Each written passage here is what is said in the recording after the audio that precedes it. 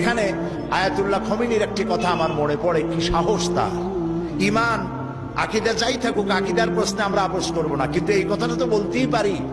যখন আমেরিকা তাকে বলেছিল যে আমার দূতাবাস থেকে যে 56 জনকে গ্রেফতার করা হয়েছে আমেরিকান, এদেরকে ছেড়ে দাও, তা না হলে তোমার খাদ্য রসদ আমেরিকা থেকে যত সাহায্য যায় সব বন্ধ করে দেওয়া হবে। আয়াতুল্লাহ খমিনী জবাব দিয়েছিলেন আমেরিকান প্রেসিডেন্টকে, তুমি কারে খাবারের ভয় দেখাও? যেই জাতির বছরে 1 মাস না খাইয়া থাকা ফরজ, সেই জাতি তোমার খাবারের অপেক্ষা করবে। তোমার মতো কাফেরদের খাবারের কোনো পরোয়া আমরা করি না। মুসলমানেরা যখন ঐক্যবদ্ধ হয়েছিলেন, আল্লাহ তাদেরকে বিজয় দান করেছিলেন। এখানে আয়াতুল্লাহ খমিনীর একটি কথা আমার মনে পড়ে, কি সাহস তার!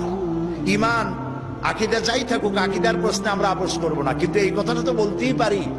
যখন আমেরিকা তাকে বলেছিল যে আমার দূতাবাস থেকে যে 56 জনকে গ্রেফতার করা হয়েছে আমেরিকান, এদেরকে ছেড়ে দাও, তা না হলে তোমার খাদ্য রসদ আমেরিকা থেকে যত সাহায্য যায় সব বন্ধ করে দেওয়া হবে। আয়াতুল্লাহ খমিনী জবাব দিয়েছিলেন আমেরিকান প্রেসিডেন্টকে, তুমি কারে খাবারের ভয় দেখাও? যেই জাতির বছরে 1 মাস না খাইয়া থাকা ফরজ, সেই জাতি তোমার খাবারের অপেক্ষা করবে। তোমার মতো কাফেরদের খাবারের কোনো পরোয়া আমরা করি না।